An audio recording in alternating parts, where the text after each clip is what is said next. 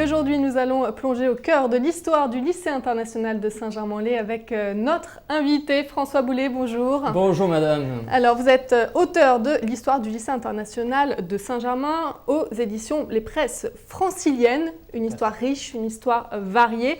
Joël Bianco, l'actuel directeur, en dit le lycée international est un établissement à part. Est-ce que vous êtes d'accord ? C'est exactement la définition de lycée international. Il est à la fois extraordinaire, hors de l'ordinaire, ne serait-ce que par 15 nations qui s'y trouvent. Et deuxième point, et là on rejoint effectivement la définition de monsieur le proviseur, monsieur Bianco, c'est un lycée particulariste, d'où méconnu. On va revenir sur toute cette histoire. Tout d'abord, ce que je dois dire, c'est que vous l'avez écrit avec amour, ce livre, non ? Il n'y a que cela. Vous êtes professeur d'histoire, je le rappelle, au lycée international. Tout à fait. Ce lycée, quand on a la chance, la grâce d'y être en tant que professeur et élève, parent d'élève, chef de direction ou de la direction, je crois qu'on ne le fait qu'avec amour. Voilà. Je vais citer Pierre Lequillet, député des Yvelines et premier vice-président du Conseil général qui signe préface de ce livre.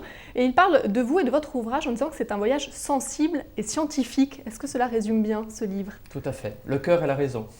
Non, il est évident que quand on parle d'éducation, de façon générale, et éducation internationale, avec 15 nations, avec la jeunesse, avec un projet quand même de biculturalisme, j'insiste. Notre lycée international, ce n'est pas un lycée de langue, c'est un lycée de culture et de biculturalisme. C'est-à-dire qu'on peut avoir la culture française et la culture d'un autre pays, 14 nations. C'est une chance insigne que peu d'établissements, à ma connaissance, ont dans le monde. Un modèle, en quelque sorte ? Oui. Un modèle qu'il faut toujours défendre, parce que ce n'est pas facile d'avoir 15 cultures côte à côte. C'est un modèle qu'il faut promouvoir.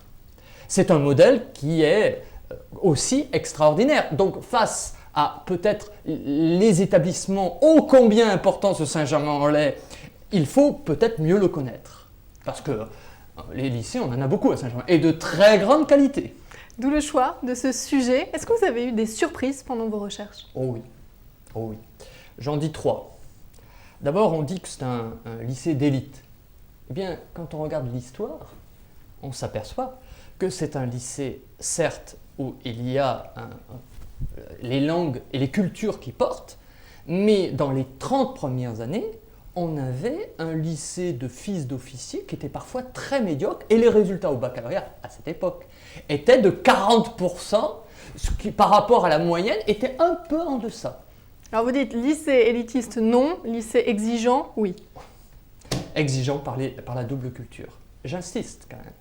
Un élève dans cet établissement doit faire la culture française et doit faire de surcroît 8 heures de littérature et d'histoire dans la langue de sa nation préférée après la France. C'est quand même du travail en plus. Mais évidemment, c'est une culture, une double culture promise avec la jeunesse, qui l'incorpore, étant donné que moi je ne suis que le Gaulois dans ce lycée. Deuxième surprise en préparant ce livre. Alors l'importance, et ça je crois, des hommes, des chefs d'établissement.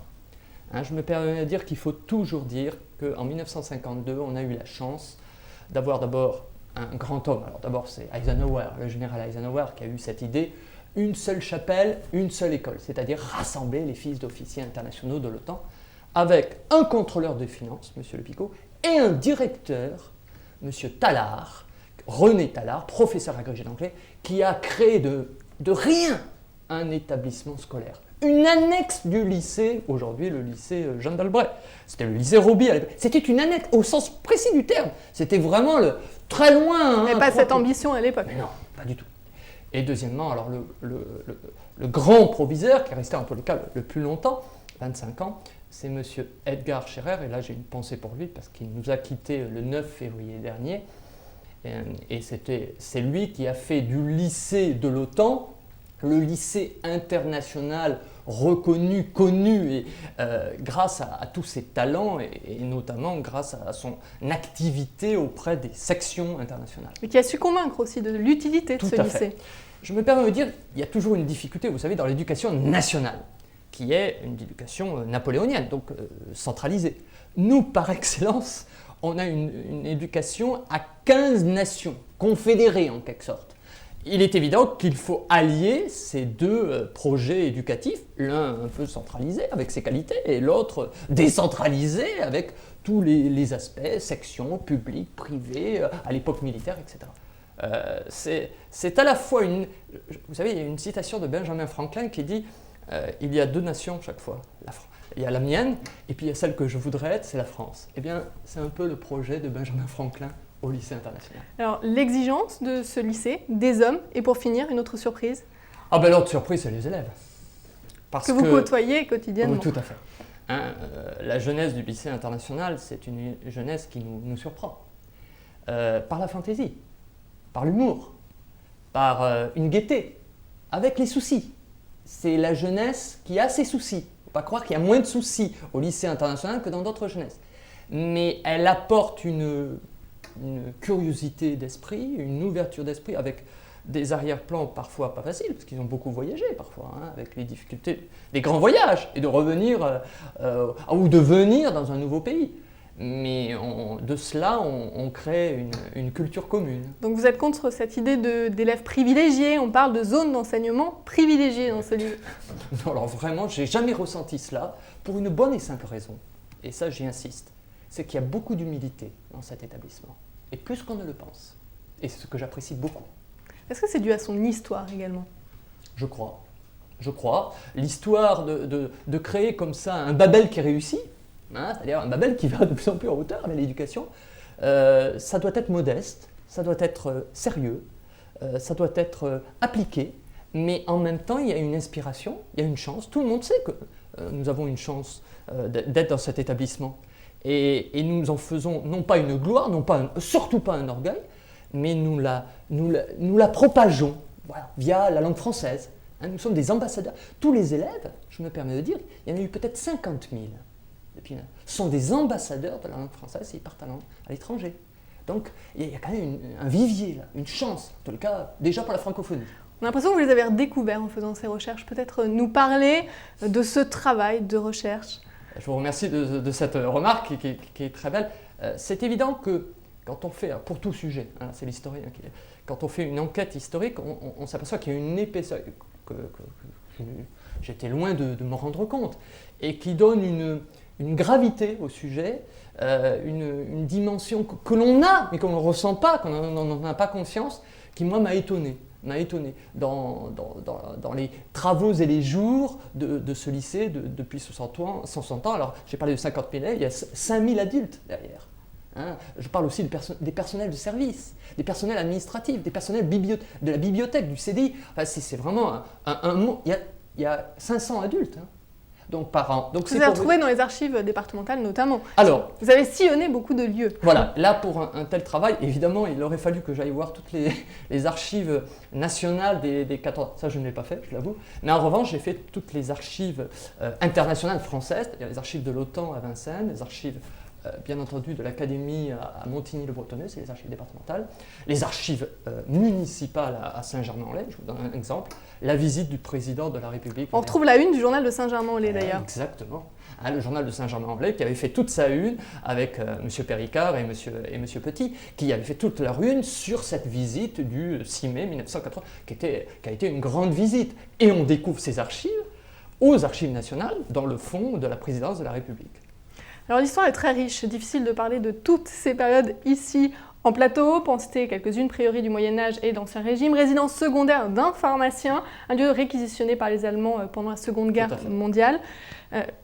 Qu'avez-vous découvert pendant ces recherches et comment avez-vous fait des choix? Parce qu'on voit que l'histoire est tellement riche finalement. C'est évident que, je vais oser dire que ce livre c'est un début, parce qu'il y a plusieurs recherches. Vous avez parlé de l'histoire avant le lycée. J'essaye de faire une synthèse de 20 pages sur la colline d'Ennemont. La colline inspirée. La colline inspirée, comme je l'ai... en reprenant le thème de Maurice Barrès. Mais au-delà, c'est une histoire qui remonte à un guet mérovingien, à une chapelle de 1182, à une donation faite par le roi Philippe le Bel à Péronnel de Giry, à un prieuré entre 1208 et 1790, puis, vous l'avez dit, des grands propriétaires. Alors, ce pharmacien canon, qui est quand même impressionnant, Bastivalda, pharmacien canon qui fait fortune et qui s'offre ce château éclectique avec tous les styles. Vous avez tous les styles, ce château, que maintenant on restaure et qui est assez extraordinaire. Et enfin, Maharaja même, dans les années 20 et les années 30, mais il reste peu, mais il fait de grandes fêtes, là il y a beaucoup d'histoires, vous voyez. Chaque période mériterait un travail de thèse, allez, allons-y. Et puis vient cette époque scolaire, c'est important, c'était vraiment aussi l'objet, la naissance du lycée international. Peut-être nous en parler, la date de création peut-être tout d'abord. D'abord, ça je l'ai trouvé, je vous assure, trouver une date de création d'un établissement scolaire, il y avait beaucoup d'hypothèses. C'était le jeudi, je peux dire la date, jeudi 17 janvier 1952. Cette date se met dans un contexte d'armée américaine et internationale et de l'OTAN et notamment du SHAPE, c'est-à-dire un grand commandement de l'OTAN en Europe, avec le général Eisenhower, qui crée un village américain, enfin américain en tous les cas, payé par le plan Marshall, ce qu'on appelle le village d'Annemont. Sauf que ce village d'Annemont, il y a des officiers et des sous-officiers, voire des soldats du côté de Rocancourt. Et ils ont des enfants. Et il faut qu'ils aient une école. Alors, il y avait l'hypothèse de les mettre à l'école de l'autre côté, du côté de l'école normale. Et on s'est dit, mais il faut mieux créer une école qui unirait les familles, parce qu'il y avait des dissensions dans ces familles. On est dans un milieu international, vous avez des Turcs et des Grecs à cette époque-là, c'est peut-être pas si facile que ça. Et c'est pour ça qu'il y a cette citation, Eisenhower dit, moi il me faut une école, une seule chapelle, parce qu'il était très pieux, c'était un homme très protestant, et puis la Bible toujours devant lui, et puis une seule école pour que les personnes se retrouvent autour de ce projet d'école. Donc ça c'est vraiment fondatrice du lycée international. Voilà, un lieu de culture à côté d'un village tout neuf. Et un village qui n'est pas forcément compris par les Saint-Germanois à l'époque. Tout à fait d'accord. Pour 2 et 3. Alors là, c'est très intéressant parce qu'il y a beaucoup de critiques à l'époque, parce que c'est le village des Américains. Et ils construisent en 3 mois ce que les Français vont construire en 20 ans. Enfin, j'exagère un peu, mais il y avait quand même des taudis à Saint-Germain-en-Laye, la reconstruction, les difficultés de l'après-guerre, et tout d'un coup, en 6 mois, un village est créé. Voilà les débuts du lycée. Alors, on l'a vu dès le début, beau succès pour ce lycée international, déjà à l'époque. Comment ça s'explique, cette réussite ? Alors, dans ces années-là, c'est pas un succès. J'insiste sur ce point. Les années 50-60, c'est un lycée, comme je vous l'ai dit tout à l'heure, on le connaît peu. Il est vraiment un milieu fermé. En plus, les officiers, ils restent là 2-3 ans. Alors, si, les Saint-Germanois peuvent mettre leurs enfants jusque dans les années 70. Parce qu'il y avait une pénurie, on va dire, d'enfants à l'époque. Exactement. Donc, ça faisait à la fois lycée français et une annexe, et lycée pour les étrangers. Mais c'est dans les années 70 que, après la sortie de la France de l'OTAN, enfin, pas de l'OTAN, de l'armée intégrée, et donc du SHAPE, que le lycée a dû choisir les élèves internationaux locaux. Et c'est là qu'on s'est aperçu, à la différence de Fontainebleau, qui a fermé, le lycée international de Fontainebleau, enfin, le lycée de Saint-Germain-en-Laye, il y avait une population. Et j'insiste là sur une section qui est très importante, et c'est pour ça que je veux l'honorer, c'est la section néerlandaise. La section néerlandaise, c'était la 3e section après l'américaine et la britannique. Eh bien, on avait le lycée international a pu continuer. Il a été sauvé à l'époque parce qu'il a été aussi question de sa fermeture. Exactement. C'est notamment François-André Poncet qui a dit c'est un lycée en danger. Et l'ambassadeur. Et ensuite, on s'est aperçu qu'il pouvait vivre avec les familles internationales à Saint-Germain-en-Laye, au bout du RER, parce que c'était le moment où le RER arrivait, en 1972. Donc là, les édiles locaux, tous les édiles locaux, que ce soit Chambourcy, Lepec, Saint-Germain-en-Laye, se sont dit c'est une chance ce lycée, avec M. Scherer. Fourqueux également. Et n'oublions pas de Fourqueux. Là, je veux dire, Fourqueux a toujours été presque le voisin, le voisin est partie prenante dans ce lycée international. Donc, toutes ces communes ont apporté une reconnaissance de ces lycées. Ajoutez à ça les résultats. À partir des années 70, le baccalauréat ne devient plus une difficulté au lycée. Ça l'est toujours. Ça l'est toujours. Et notamment, quelque chose qui est important, le concours général. Nous sommes un des... on va dire le 5e lycée de France pour le concours général. On voit à quel point vous êtes fiers de ce lycée international de Saint-Germain-en-Laye. On pourra en parler des heures, mais en tout cas, vous pouvez le découvrir dans Histoire du lycée international de Saint-Germain-en-Laye aux éditions Les Presses francilienne. Merci beaucoup François Boulet d'être Merci venu beaucoup. sur le plateau. Merci beaucoup. C'est moi qui vous remercie. Grand temps continue.